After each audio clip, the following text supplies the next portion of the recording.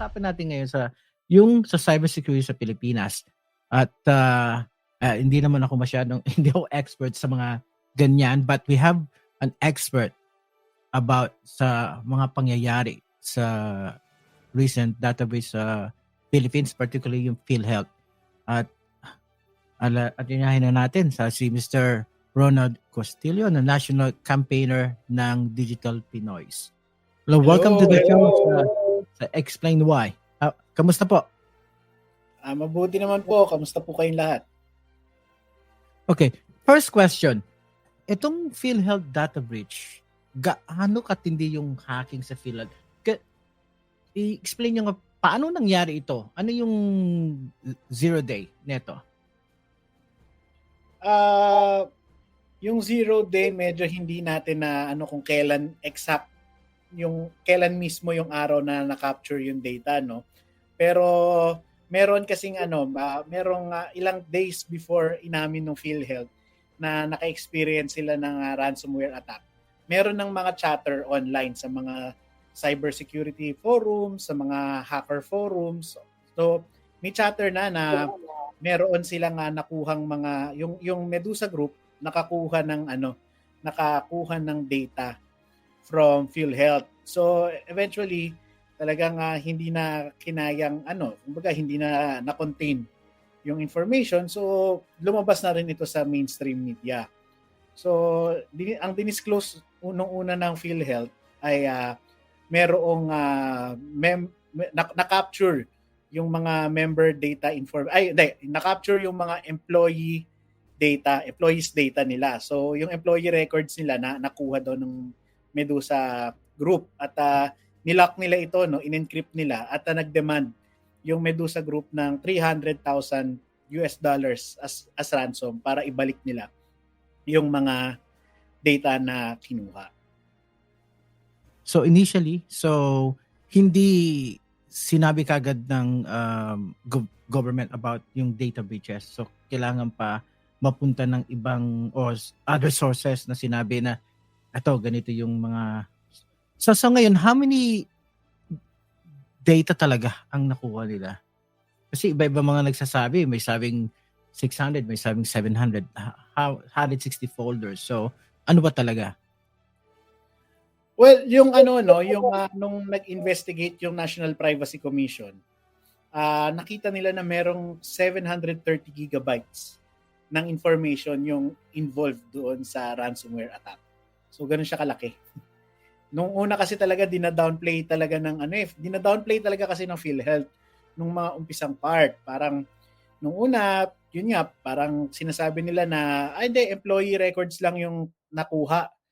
Then later on, doon sa investigation ng Department of Information and Communications Technology at saka ng National Bureau of Investigation, nakita nila na hindi. Merong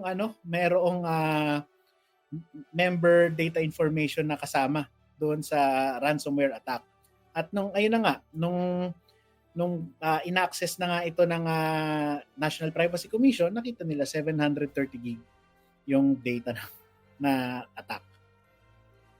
So sa mga ordinaryong Pilipino na nakikinig at nanonood nito sa iba't ibang bansa, ano ba yung Medusa? Hindi ba yan yung, kasi di ba sa television pag sinabing Medusa yung maraming mga sawa. So ano ba yung Medusa na yan? Isa bang grupo na yung Medusa ay isang hacker group na gumagamit ng ransomware attacks para mag-demand ng ransom. Kumbaga, parang kidnapper kidnapper na kinuha yung information mo, yung mga data mo, tapos i-encrypt nila using their software, tapos sisingilin ka ng ransom. So, dito sa PhilHealth, $300,000 in exchange of decrypting and returning the information. At ang claim nila, i-delete nila sa end nila. Pero sa totoo, once na na-capture na yan ng mga hackers, wala naman tayong guarantee talaga na wala silang backup, di ba? Wala silang backup copy. Hindi natin mapangahawakan yun. At yun, kumbaga talagang gusto lang nila kumuha ng ransom. So anong pwedeng gawin ng mga hackers dito sa mga data na to na nakuha nila na extract? Well, unang-una, yung isang ano diyan, yung primary na ginagawa talaga diyan, binebenta talaga online. Meron talagang mataas na demand for this kind of data para bilhin ng mga cyber criminals, ng mga mga shady na kumpanya, 'di ba? Talagang ano yan kasi gagamitin nila yung mga identities para mag-create ng bank account. So, kumbaga gagamitin yung identity ng mga tao para mag-commit ng krimen. Pero sa kasong ito, hindi nila binenta yung information. Ni-release nila publicly. Kumbaga, parang, okay, di kami kumita, pero sige, yari kayo ngayon. 'Di ba? So, you see, sinabi mo, kakaiba ito ha. Excuse. So, kakaiba. So, imbis na pina-ransom nila, binigay nila publicly. Ano sa tingin mo yung kanilang rason why binigay nila publicly para makita yung data? So, baka naman mag-phishing na naman niya kasi i-click nila yung mga link, then makakuha sila ng additional data sa mga interesado or curious about sa kanilang pinublish. Iklaro natin, no? Well, nagbigay sila ng deadline ng ilang araw para mabayaran yung ransom. Pero, syempre, hindi naman policy ng government yung magbayad ng ransom. So, wala talaga nangyaring bayaran. Kaya ang ginawa ng Medusa Group, ni-release nila publicly. Ngayon, kung bakit nila ni-release publicly, according to the according to the Department of Information and Communications Technology, kinargahan ng malware yung mga files, no? So, kung sino mang mag-a-access, pwedeng ma-infect ng mga malware na to. Pero syempre, yung iba naman na nakapag-access na, dine-deny nila, parang sinasabi nila hindi walang malware pero may risk, 'di ba?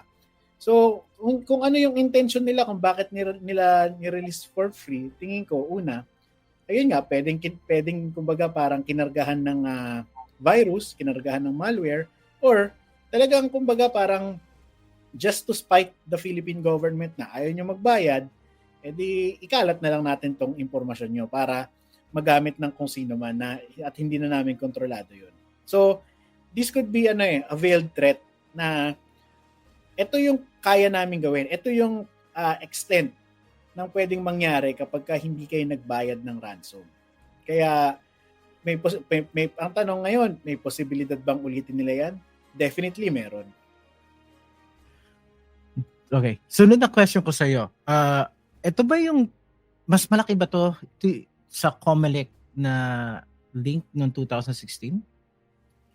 Oo, actually, ang sinasabi ng gobyerno, this is bigger than COMELEC leak. Kasi parang dati ay merong parang 55 million registered voters. Pero ito kasi mas malaki yung hindi ko na ma-recall kung ilang gigabytes yung involved dun sa COMELEC. Pero ayon sa National Privacy Commission, mas malaki talaga ito. It's beyond, baga parang it's talaga mas malayo yung diferensya. Kumbaga extra large COMELEC, parang ganun. So nangyari na to before in 2016 sa COMELEC data breach. Why do you think na from that, ano nangyari dun sa leak na yon? And then, wala ba tayong programa to like standard yung sa cybersecurity or accountability? Kasi nangyari na pala in 2016. Ano nangyari dun 2016? Did they recover it? Or ano yung plan after nun? Well, supposedly, merong cybersecurity roadmap yung Department of Information and Communications Technology. But then again, it's one thing to plan this roadmap and another thing to implement it. 'Di ba? So, may maraming factors kung bakit hindi may implement yan ng mga ahensya ng gobyerno. Unang-una yung decisiveness ng mga executives ng ahensya. Do they really want, is this something that they want to focus on? 'di ba? Isang bagay 'yun eh. Pangalawa, if they want to focus on this, do they have the means to actually execute it? Ibig sabihin, may pondo ba sila na magagamit o na para ma-implement yung plan for that, yung tactic part ng plan for that year, o partial lang yung kaya nilang implement? Kung meron ding gusto nilang i-implement pero iba yung priorities, 'di ba? Iba yung magkakaibang levels yun ng ano eh. So sa part na to ng PhilHealth, alam mo kasi na nakakadismaya. 3 years ago, meron ng Commission on Audit findings na vulnerable yung PhilHealth sa attacks. So meron silang mga findings tungkol sa mga software, hardware na uninstalled, hindi ginagamit, which is supposedly to be used to protect their system. Pero nakita ng COA hindi ginagamit. So dapat doon pa lang pinaghandaan na nila yon, kasi sabihin dahil hindi nyo ginagamit yan, vulnerable kayo. So a few years after, ito yung nangyari. Pero yung binabanggit kasi ng PhilHealth, yung palusot nila, nag-expire kasi yung antivirus software nila eh. Which is parang unang-una, hindi siya acceptable. 'Di ba? Ibig sabihin, ikaw nga, tayong dalawa nga, alam natin na kailangan ng ano eh. Kailangan natin ng antivirus software sa computer natin eh. 'Di ba? So, bakit itong ahensya ng gobyerno na to, na mind you, nung panahon ng pandemic, ng COVID-19 pandemic, nagtaas ng sweldo ng mga executives nila, hindi man lang nila naisip na gastusan yung antivirus software nila. Hindi man lang nila naisip, may COA findings tayo na pwede tayong maging vulnerable sa cyber attack. Hindi dapat i-improve natin, 'di ba? Ibig sabihin, talagang hindi 'yun ang priority nila. 'Di ba? Yun yung malinaw, hindi priority ng PhilHealth executives yung safety ng information na nakastore sa kanila. May punto ka doon. So, nga, no. So, especially pa, nagrereklamo pa sila now that sinasabi nila it's the DICT, the budget from 1 billion to 2022, and next year is 300 million for the next year. So, paano mangyayari rin? So, sinabi nga ni Doc Ligot, ng Data Ethics PH founder earlier, na meron na naman another possible data breach from Philippine Statistics Agency and another 2 government agency. Ikaw, na-monitor man din ba yun? Well, merong mga online chatter. Merong mga online chatter na meron daw mga government agencies na na leak information, specifically yung PNP, yung Philippine National Police Forensic Group, yung at saka yung DOST. So, yan yung isa sa mga binabantayan namin. Pero meron ding online chatter na yung Department of Education daw ay may data breach. Pero, syempre,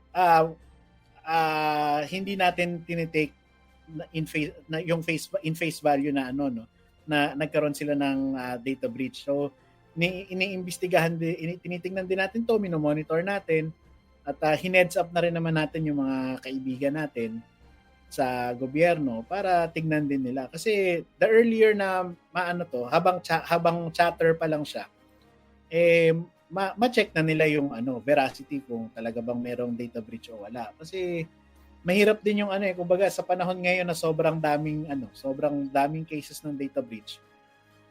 Na yun, kumbaga parang tamang praning na yung mga tao 'di ba? So they can some people may actually spread rumors kahit hindi totoo na may data breach, pero yun na nga, dapat tignan din ng gobyerno kung totoo ba yan. So ano sa tingin mo yung dapat na tamang hinandle yung situation earlier para hindi na lalong lumaki ito at magkasanga-sanga? Now we have sinasabi PSA, now another. Ano ba dapat gawin ng mga cybersecurity sa government handle to mitigate and mediate with this situation?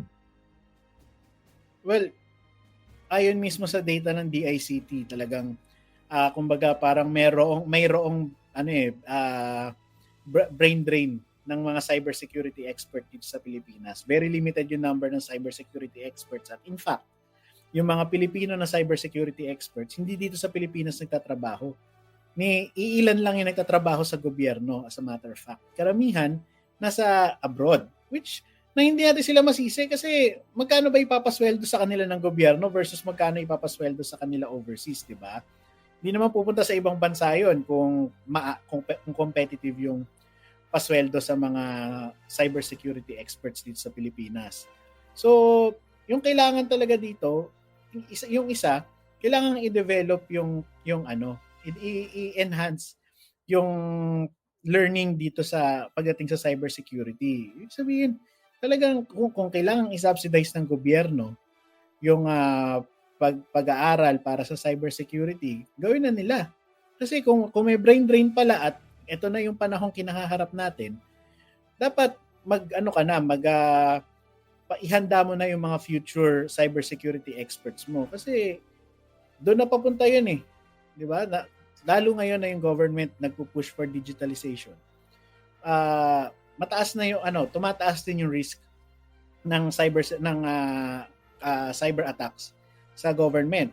At the same time, kailangan nilang taasan kailangan nilang i-ready yung budget for their cybersecurity platforms and infrastructure. Kasi sa totoo lang, yung technology niyan medyo mahal din naman talaga. Pero this is something that the government should really spend on eh, 'di ba? Hindi naman pwedeng basta-basta lang na sistema yung ilagay natin diyan. Tapos ang laki-laki nung information na sinusubukan mong i-secure. Kumbaga ganito 'yan eh. Meron kang kahon na naglalaman ng meron ka sa bahay mo, meron kang 100 million US dollars, pero yung padlock mo $5 lang. 'Di ba? So you're trying to protect a huge amount of information with a very small amount of with a very small value of security. Hindi naman uubra 'yon, 'di ba? Ibig sabihin, the higher the stakes, the higher you should spend for the security of this information. Kasi hindi man yan basta-basta eh. Kaya nga tina-target yan kasi it's very valuable these days. So, kailangan talagang gastusan to ng gobyerno. Pwede bang ilagay dyan yung yung confidential fund? Unang-una, hindi mo kailangan ng confidential fund para bumili ng antivirus software. Well, pero kidding aside, ako, sa tingin ko personally, kung gagamitin ng tama yung confidential and intelligence fund para habulin itong mga cyber criminals, pwede naman. Pero sa tingin ko, may wisdom behind din naman kung bakit gustong tanggalan ng Congress ng intelligence and confidential funds yung DICT. Kasi nga, ang binabanggit ng Congress, merong underutilization. Well, sa tingin namin, kung merong programa na hindi na-utilize yung pondo, edi tapyasan natin yung programa na yun.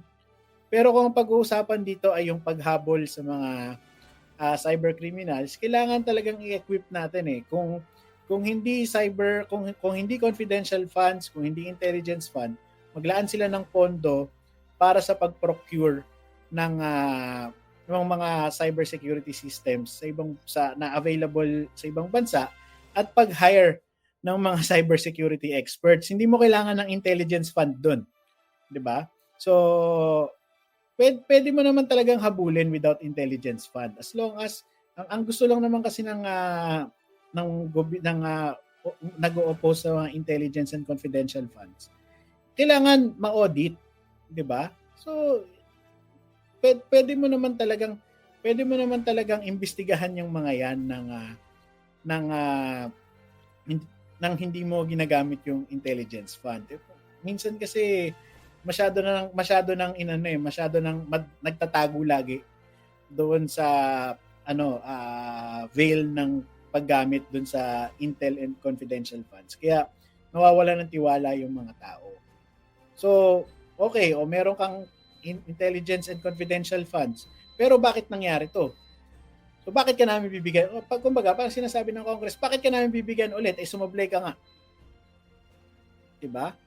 Pero on the other side, baka kailangan nga naman nila. Pero tingin ko, bigyan na lang siguro natin, congressman, baka pwedeng bigyan na lang natin sila ng pondo para mag-hire ng cybersecurity expert at bumili ng maayos na system. Kasi yun, tingin ko hindi mo naman kailangan ng doon. Hindi mo po kailangan ng Intel funds doon, 'di ba? Tsaka hindi mo kailangan ng Intel at confidential fund, yun nga, para bumili ng antivirus.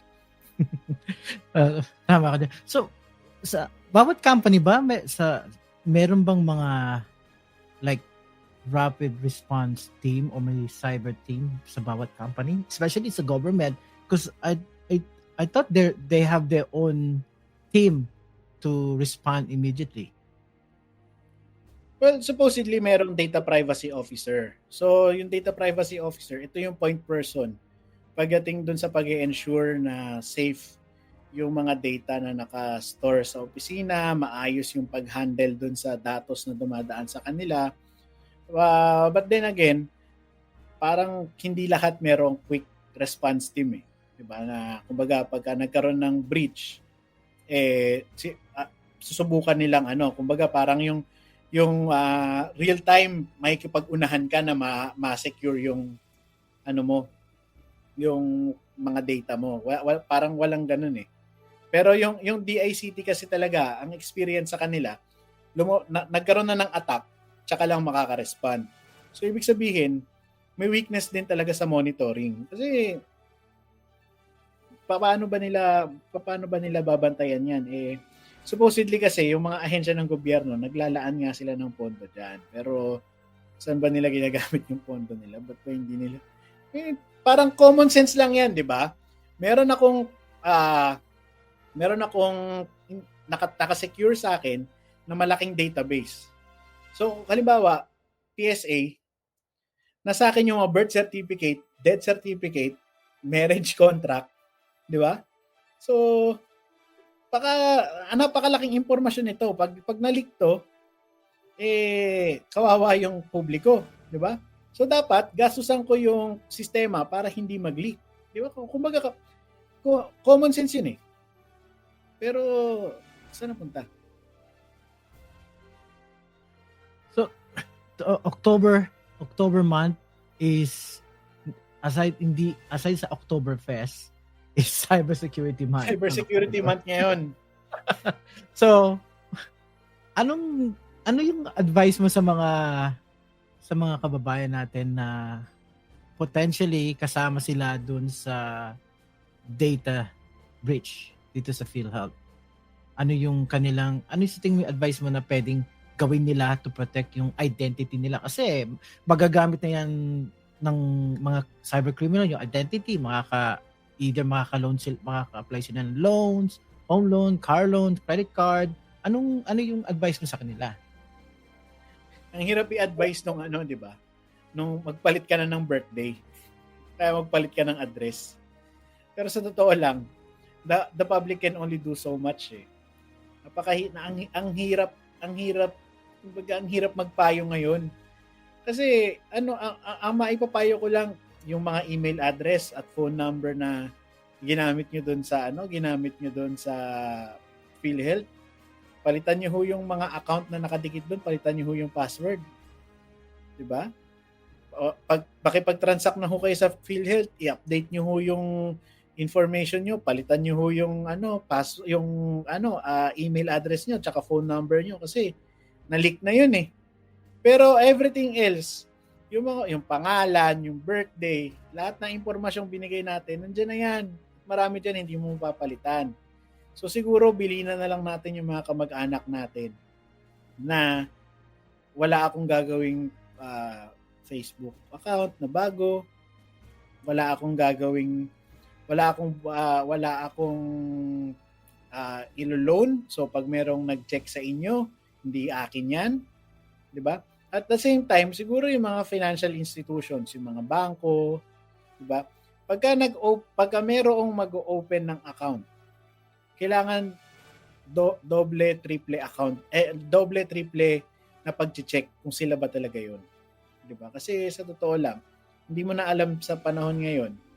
Ang dali na, kumbaga, parang yung ID na na-leak, i-reproduce lang nila, papalitan nila yung muka, gamit yung muka ng kriminal, 'di ba? pero pangalan mo, so yari ka dun.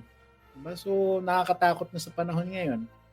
Kaya kailangan yung ibang mga, sa totoo lang, yung gobyerno kailangan nilang mag-isip talaga ng malalim dito paano nila i-mitigate yung problema. Pero alam mo, sa tingin ko, sa laki ng abala nito, dapat i-compensate nila yung mga biktima ng data breach, ng ransomware attack. So sa tingin mo, dahil nga napakalaki na itong data breach na to, tingin mo na it's about time na dapat magkaroon ng cybersecurity awareness program yung bawat gobyerno para sa kanilang mga empleyado or private sector din and public sector para to minimize this yung risk?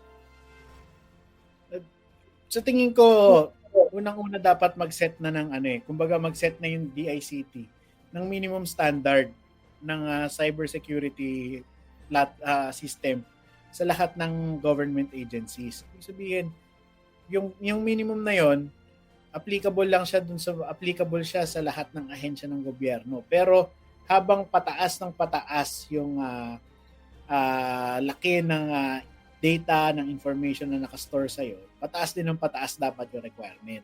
Pero tama ka, dapat talaga tutukan ng gobyerno yung pagturo, yung pag-equip sa hindi lang sa mga empleyado ng pamahalaan, hindi lang sa private sector, kundi sa buong publiko.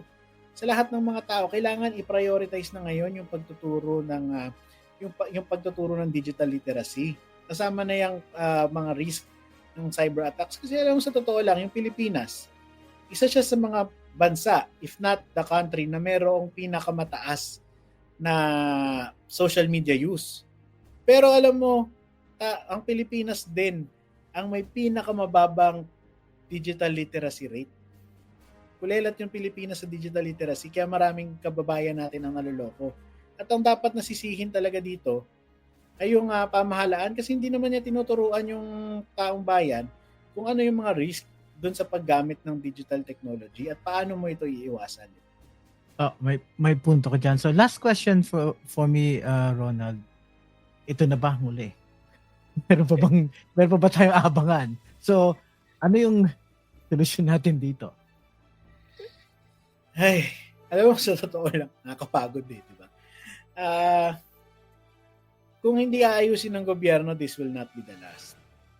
Ilang buwan pa bago matapos yung taon. Di ba? So, pero may panahon pa. Ibig sabihin, hindi pa napapasa yung 2024 budget.